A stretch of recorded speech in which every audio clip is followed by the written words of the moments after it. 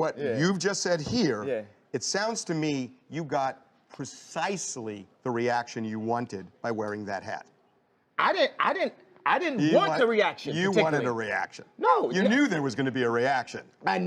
This is not how most people remember it. When the TMZ incident is mentioned, it's usually reduced to just another Kanye moment, a headline, a clip, a controversy that flashed across social media and moved on. Loud, chaotic, easy to label and dismiss. That's how it was sold. Within hours, media outlets framed it as provocation. Knew there was going to be a reaction, but I'm just living my life day by day, doing what I feel and what the Spirit calls upon me to do.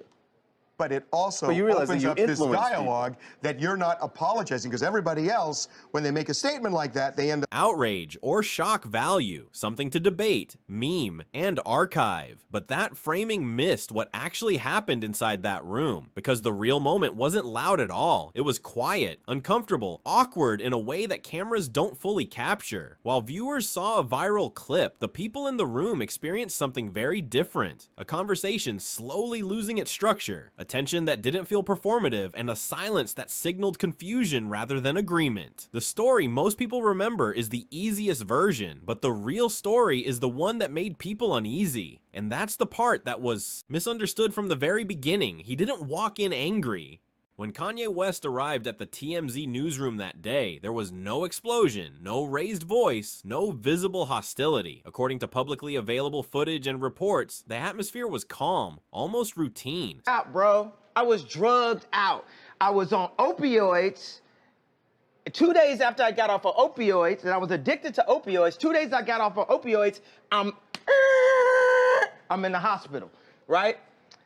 Staff members were prepared for bold opinions, maybe even provocative statements, but nothing out of the ordinary for a celebrity interview. This was familiar territory. Kanye had challenged narratives before. He had pushed boundaries. That's what people expected. A debate, a moment, a headline. What no one expected was a problem. At first, the conversation flowed normally. The tone felt controlled, professional, even casual. There were no immediate red flags, no clear signal that something was about to shift. But beneath the surface, something subtle was happening. The tension didn't arrive suddenly. It built quietly, almost invisibly. Small pauses, slight detours in thought, moments that felt off, but not alarming enough to interrupt. It was the kind of slow change that's easy to miss, until the tone of the entire room began to change with it. The shift didn't happen all at once. As the conversation continued, Kanye's statements began to lose their internal structure. Ideas no longer followed a clear path. Sentences started strong, but didn't always land where they began. One topic blended into another, not through argument, but through drift. What stood out wasn't what he was saying,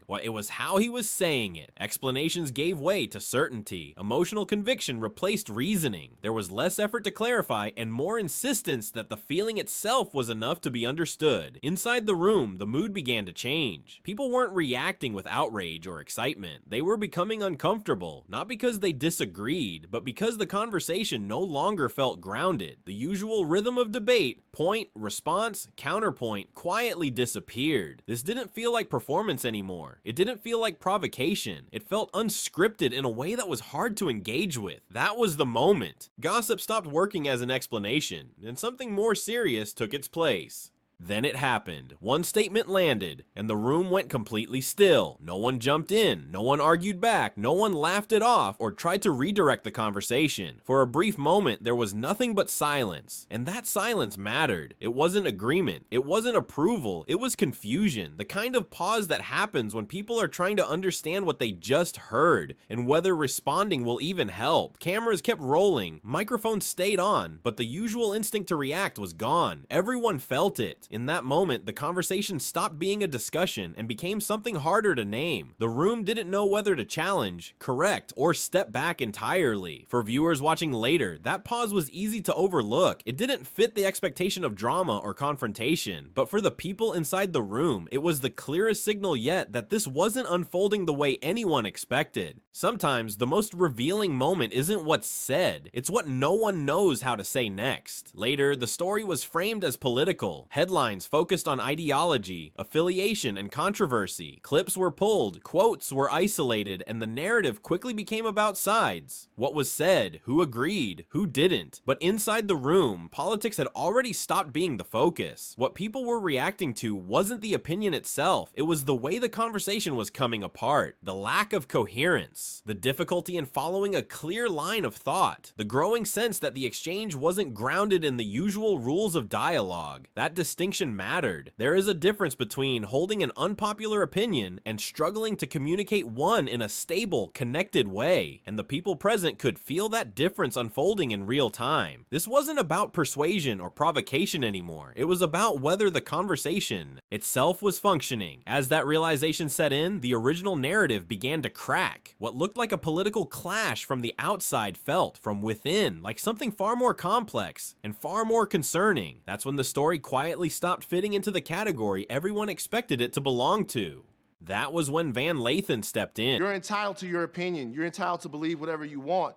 But there is fact and real world, real life consequence behind every... Not with anger, not with insults, but with something the conversation had been missing: grounding. His response was calm, measured, and direct. He didn't try to score points or escalate the moment. Instead, he added context. He explained why words carry weight, especially when spoken by someone with influence, why ideas don't exist in a vacuum, why lived experience matters. For the first time, Kanye wasn't just being listened to, he was being challenged. And the effect was immediate. The energy in the room shifted, the conversation slowed. The certainty that had carried Kanye through earlier moments began to falter. He seemed caught off guard, not by hostility, but by resistance that didn't match the script he expected. This wasn't a debate anymore. It was a confrontation with reality. You could feel the balance change. The room was no longer orbiting around Kanye's momentum. It had found its center again. That exchange became the pivot point, emotionally and narratively, the moment where the situation stopped drifting and snapped into focus. Nothing after that felt the same. What viewers didn't know at the time would change how that moment was understood. Only later did information surface about Kanye's ongoing mental health struggles. Publicly, he would speak about being diagnosed with bipolar disorder. Reports also pointed to a recent crisis and periods of treatment leading up to the TMZ appearance. With that context, the incident took on a different shape. What once looked like defiance or controversy began to resemble something more fragile, a moment where stability was uncertain and the pressure of public scrutiny collided with a deeply personal struggle. This raised an uncomfortable question, not about blame, but about responsibility. When someone in a vulnerable state speaks publicly, where does accountability end and care begin? And what role do media outlets play in that balance? The footage had already been broadcast, the clips had already gone viral, but understanding arrived later, after opinions had hardened and narratives were set. Looking back, many people began to wonder whether this was simply an interview, or whether it was a crisis unfolding in real time. Long before anyone recognized it as such, the moment didn't stay in that room for long.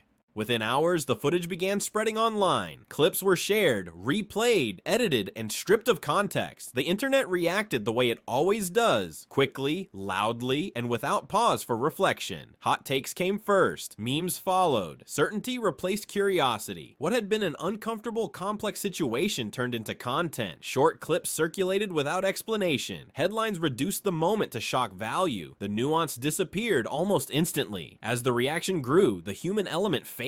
Mental health became background noise, drowned out by opinions, jokes, and arguments competing for attention. The focus wasn't on understanding what was happening. It was on reacting to it faster than anyone else. That's where the ethical question surfaced. At what point does sharing become exploitation? When does documentation cross into entertainment? The crisis didn't change. Only the way it was consumed did. And once a moment like that becomes content, it's nearly impossible to put it back into the context it came from. With time, that moment began to look different.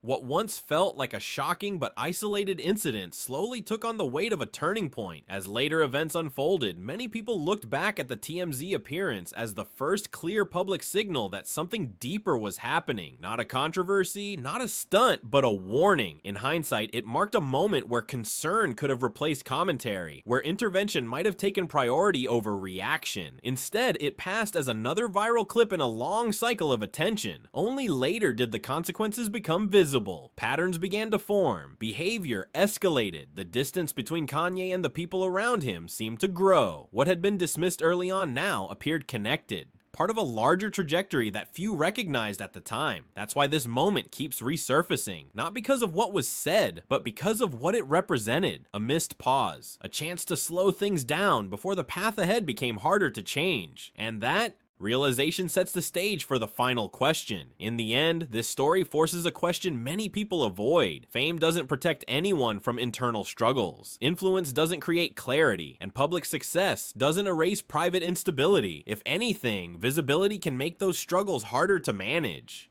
At what point do we stop watching for entertainment and start paying attention for understanding? How many warning signs are brushed aside because they're inconvenient, uncomfortable, or too complex to fit into a headline? How many moments are labeled as controversy before they're recognized as signals? There's no easy conclusion here. No single person to blame. No simple answer that resolves the tension. What remains is the discomfort of realizing how often public breakdowns are misunderstood. Not because people don't care, but because the system isn't built to slow down. And maybe that's the real issue. Not what was said, not how it was received, but how long it takes us to recognize the difference between spectacle and a warning.